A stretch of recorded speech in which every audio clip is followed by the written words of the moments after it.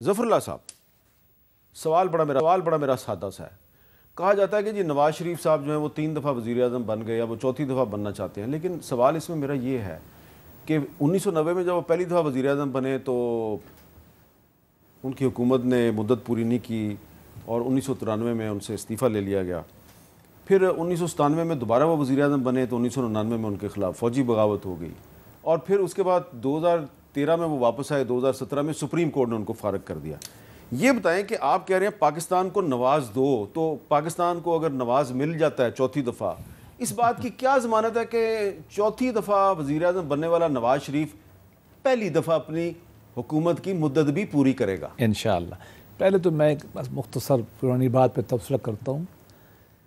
जिस आली शान अजीम शान शख्सियत ने कहा था ना कि मैं रियासत मदीना बना रहा हूँ, उसका पहला फ़िक्रा था, कुरान ने नकल किया है, लबिस्तु फ़ीकुम उमरन, मैंने आपकी उम्र गुजारी है, बताओ मेरा किरदार ठीक था नहीं था। हर वो शख्स जो कहे कि मैंने रियासत मदीना के असूलों पे चलना है, उसको यही हक़ नहीं है कहने का कि मेरे माजी को भूल जाओ, क्योंकि उसके बनाने नंबर 2 मैं सख्त इस बात का हक़ में हूँ जिसमें आपने इशारा किया। हमारी पार्टी हो या कोई और पार्टी हो, ये जो इम्पोर्टेड फॉरेन फाइनेंस मिनिस्टर आते हैं ना, वो टेक्नोक्रेट, ये जुल्म है। किसी जमहूरियत में भी आप चले जाएं, इंडिया में चले जाएं, बरतानिया में, पार्टी का नॉर्मली नंबर 2 आदमी जो होता है 3, वो फाइनेंस मिनिस्टर बनता है। ये तमाम पार्टियों को अकल करना चाहिए, बशमूल हमारी पार्टी के, कि फाइनेंस मिनिस्टर वो हो जो पार्टी का, जो सियासतदान हो, टेक्नोक्रेट वाली बात ना हो। आपने जो बात की मैं दुआ कर सकता हूँ, लेकिन तारीख जो आप बता रहे हैं वो भी ये बताती है कि कम से कम पिछली दफ़ा 4 साल थे।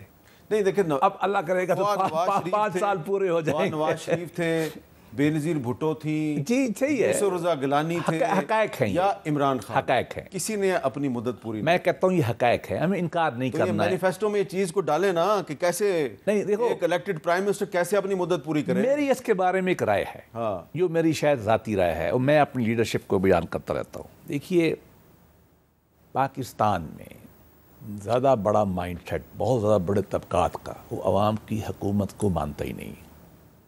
अशराफिया नहीं मानते? नहीं, सारे अशराफिया में सारे नाम एक एक गिनाऊँ, थोड़े लोग हैं जो अवाम को मानते हैं।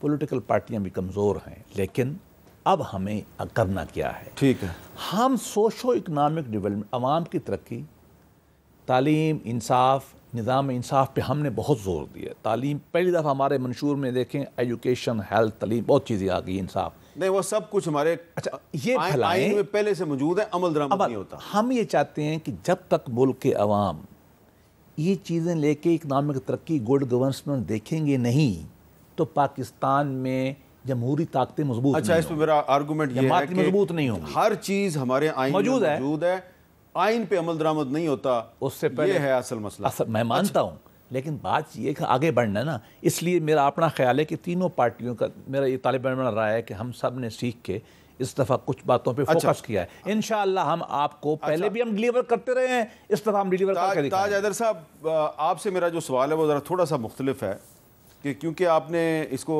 एक्सप्लेन भी किया है कि क्यों चुनो नई सोच का नारा अपनाने की ज़रूरत पेश आई।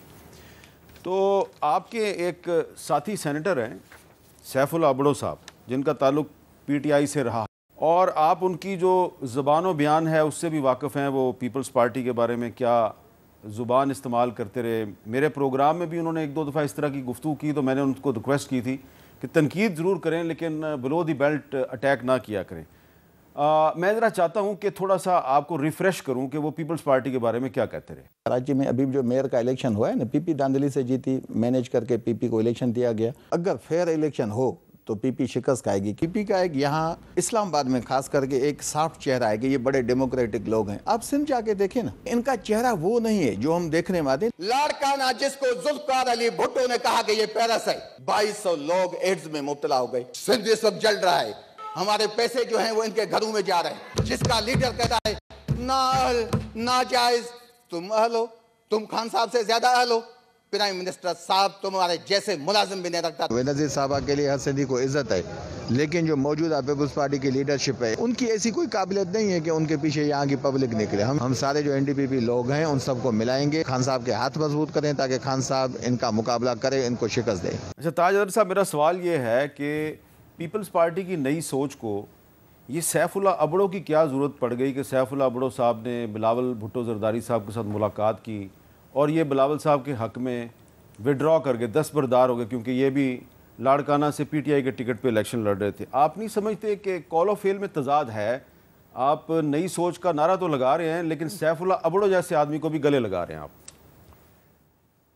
मीर साहब, सोहबत का असर होता है और अच्छी बात है कि अच्छी सोहबत मिली और वो इस चीज़ को समझ रहे हैं और उन्होंने ख़ुद रज़ाकाराना तौर पे वहाँ से मुकाबले से वो दस्तबरदार हुए और जाके बिलावल साहब से मिले और उन्हें ताउन का अपने यकीन दिलाया।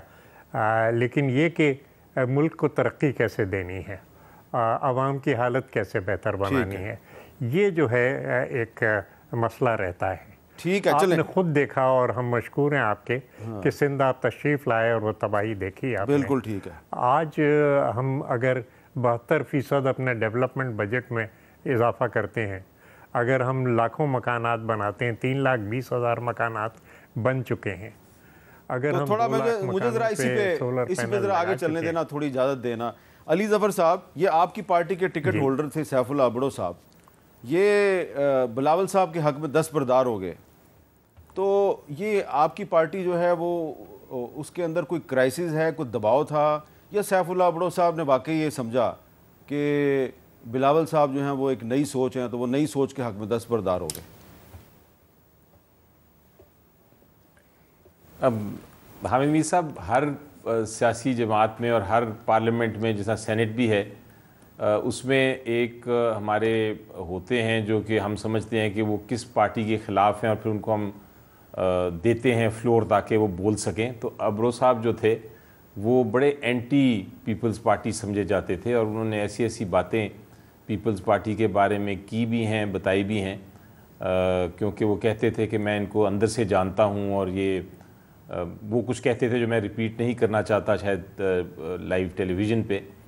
लेकिन हमें तो बड़ी हैरानगी हुई जब वो इतने एक्सट्रीम लेके अपनी स्टेप्स, इतनी एक्सट्रीम बातें करके वो फिर उसी पार्टी को ज्वाइन कर गए जिस पार्टी के ख़िलाफ़ बात करते थे। एक होता है कि आप वैसे बात करें और फिर पॉलिटिकल पार्टी को नज़रियाती तौर पे कर लें, तो आप शायद सरप्राइज़ नहीं होते, आपको हैरानगी नहीं होती। लेकिन अबड़ो साहब की तो जो जंप था बहुत ही बड़ा था और फिर जिस तरह पीपल्स पार्टी ने एक्सेप्ट किया, उनका दिल बड़ा है, मैं यही कह सकता हूँ कि उन्होंने उनको एक्सेप्ट कर लिया। लेकिन इससे पॉलिटिकल हमारी पार्टी में कोई नई ऐसी कोई शिज़म नहीं है, ऐसा कोई प्रॉब्लम नहीं राइज़ हुआ। हमें हैरानगी ज़रूर हुई, इसमें ये मानना पड़ेगा। आपने बात की थी एक तारीख़ की, हामिद मीर साहब, मैं उस पर भी बात करना चाहूँगा। इसको मैं कहता हूँ पाकिस्तान की रिवॉल्विंग डोर तारीख़।